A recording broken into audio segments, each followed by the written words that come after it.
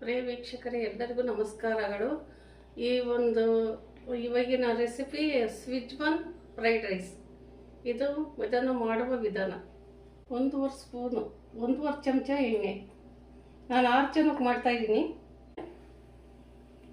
ಮೊದಲನೇದಾಗಿ ಕರಿಬೇವು, ಒಂದು 10 ಹಸಿಳು 10 ಎಲೆ ಕರಿಬೇವು.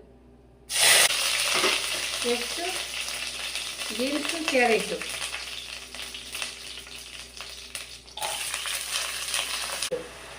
ನಾನು 6 ಜನಕ್ಕೆ ಮಾಡ್ತಾ ಇದ್ದೀನಿ.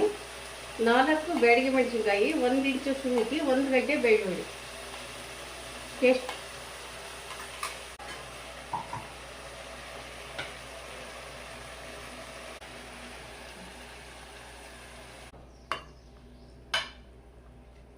ಈಗ ಇದು ದ್ರಾಕ್ಷಿ ಸ್ವಲ್ಪ ದ್ರಾಕ್ಷಿ, ಒಂದು 50 ಗ್ರಾಮ್ ಇದೆ.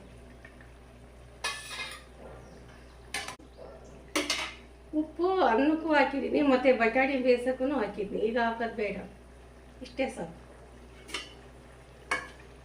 ರೈಸ್ ಹಾಕ್ತಾಯಿದ್ದೀನಿ. ರೈಸಿಗೆ ಅಳತೆ ನೀರು ಹಾಕಿ, ಆಮೇಲೆ ಸ್ವಲ್ಪ ಉಪ್ಪು, 1 ಸ್ಪೂನು ಎಣ್ಣೆ ಹಾಕಿದರೆ ಬಿಡಿ ಬಿಡಿಯಾಗಿ ಅನ್ನ ಆಗುತ್ತೆ.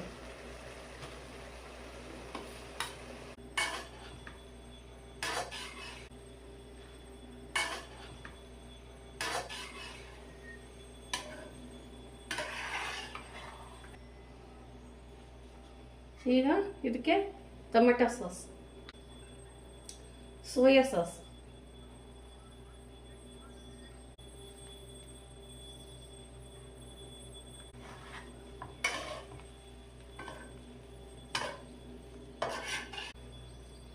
ಈಗ ಸ್ವಿಜ್ವಾನ್ ಫ್ರೈಡ್ ರೈಸ್ ರೆಡಿ ಆಗಿದೆ.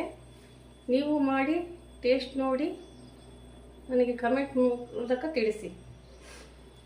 ಲೈಕ್ ಮಾಡಿ, ಸಬ್ಸ್ಕ್ರೈಬ್ ಮಾಡಿ, ಶೇರ್ ಮಾಡಿ. Thank you.